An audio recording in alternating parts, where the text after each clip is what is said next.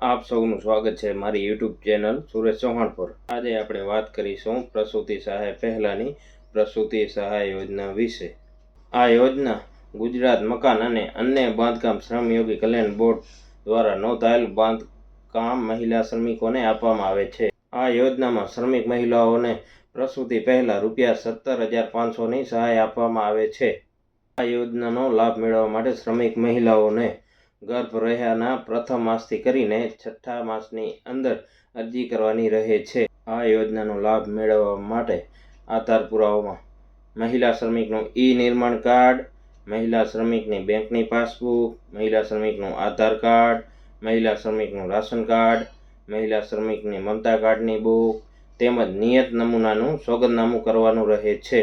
આ માહિતી જો ઉપયોગી લાગી હોય તો અમારી ચેનલ સુરેશ ચૌહાણને લાઈક કરો, શેર કરો અને સબસ્ક્રાઈબ કરો।